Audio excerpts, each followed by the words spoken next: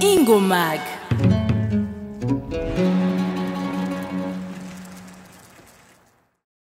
Hello, Hello, are you fine? I'm good, and you? Yes, I'm great. I'm great. So, how do you feel about this journey of the week of the diaspora? This week of Diaspora makes me feel like I'm flying. Yeah, because it has been a long time when we were outside the country. We were don't locked down. You can't go outside at which time we want. But here in Burundi, you can go and anywhere, anytime, when you want, and stay wherever you want. Yeah, I'm so happy to be here. I'm so happy. Is it your first time to be in this journey? No, this is the second time. I was here in 2018 also. Yeah, this is the second time. Did you came alone? Yeah, I came myself. How do you feel? How do you feel? The presentation was good. Yeah, the presentation was good, especially the last word of the second vice president.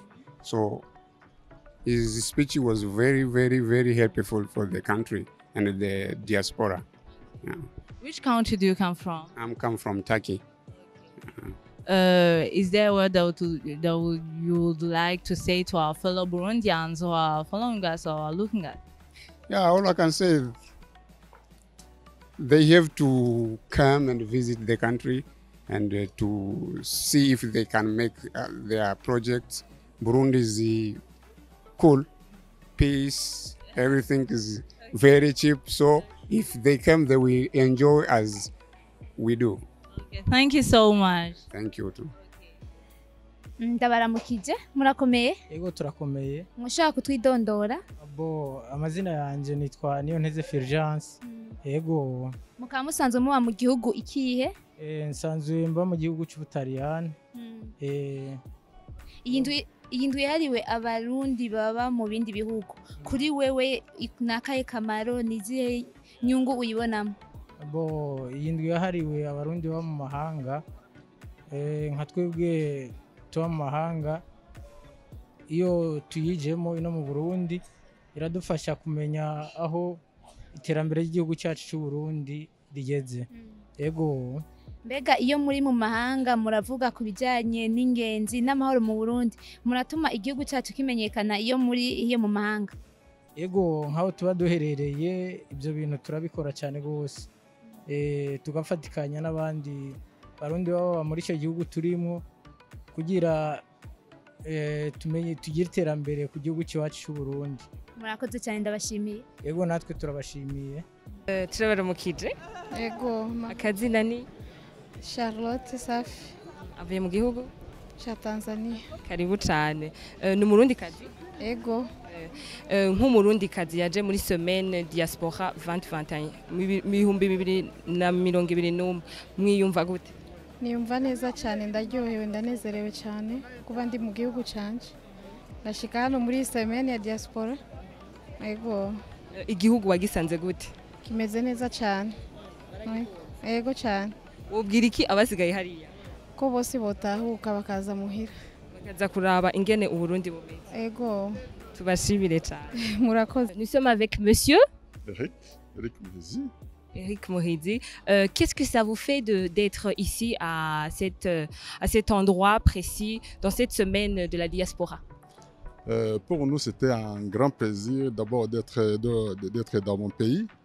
Et puis, c'était un grand plaisir de retrouver les amis, mais en particulier, rentrer encore une fois dans mon pays. Donc, c'est un grand plaisir. Vous faisiez combien de temps?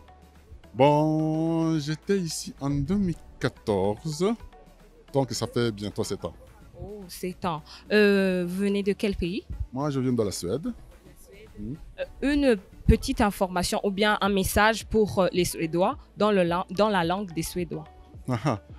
Les Burundais qui se trouvent là-bas. Donc en suédois. Välkommen till Burundi. Burundi där är en jättefint land, lugn och C'est ça. J'espère que c'est positif parce que moi je comprends pas cela. Absolument, absolument. Ok. Merci beaucoup alors. Merci beaucoup, c'est moi qui vous remercie. Et on espère être avec vous durant toute cette semaine. Absolument. Ok, merci. Merci à vous.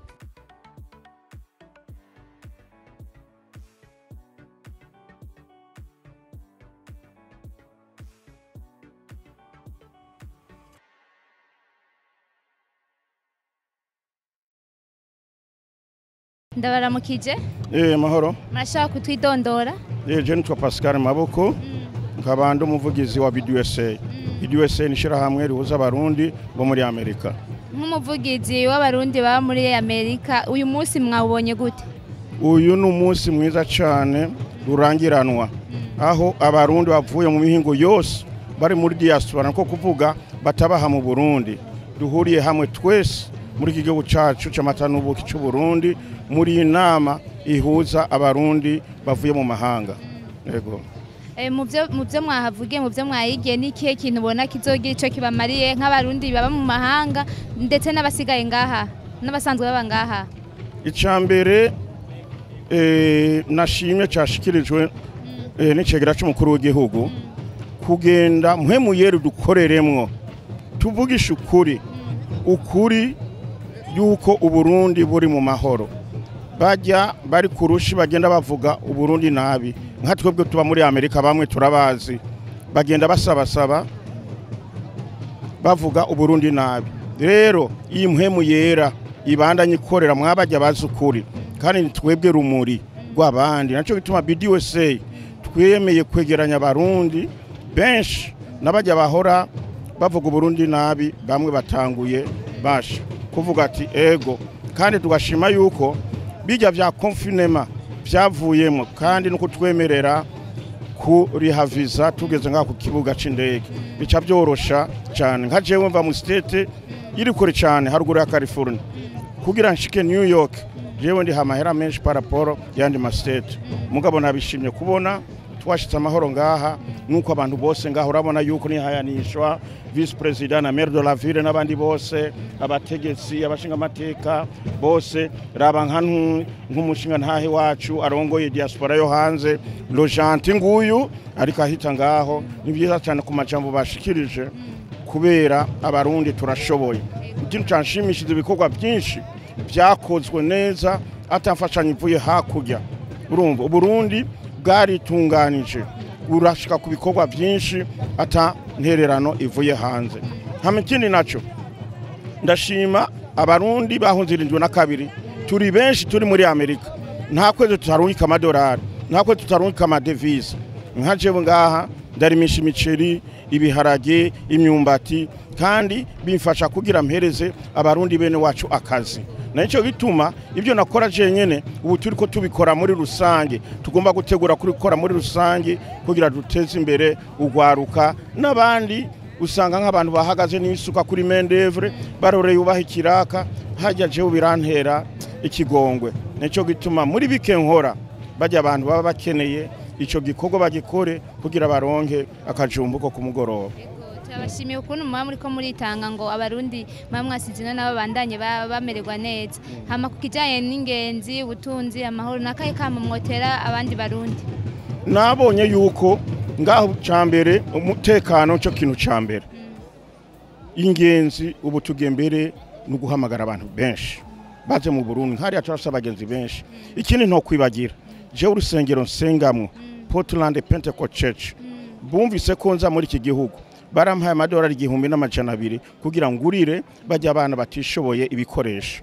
Ubu iyi programme ni yahera nzoraba nk'ubu ko nateguye nagiye muri commune Mutimbuzi ndavugana n'abantu ariko nabanjije kwanza aho nigishije mpungutse muri 89 nararonse ubuntu bwo kuba umwarimu nagize mu Rutovu ndaronka invitation ndaza muri Maramvya rero iryo shuri nigize mu Maramvya ubu ndiko ntegura kubahereza ibyo bikoresho. Hama rero kuvyerekeye ingenzi abantu bariko baza ikindi naco corona twebwe tuyifata nk'intunze ego turayirinda ajya amabwirizwa y'isuku nkuko Burundi aho nciye hose aho nashikiye usanga kabegeti kabombo k'amazi n'isabuni kandi murabana n'udupfukamunwa baradukoresha mugabo kukwemera ko Imana yacu ariyo nzima kandi rero ubanzura mbe womenya nka jewe naracandazwa mugabo mu nzira yose ntabambazize isertifika gucandako baji bambaza urupapuro ngo nipimishije ko corona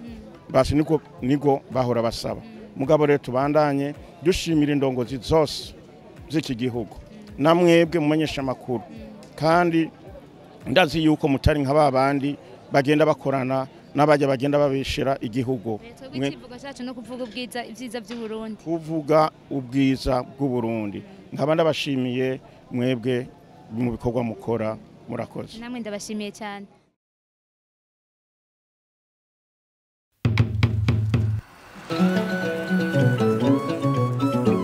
Ingomag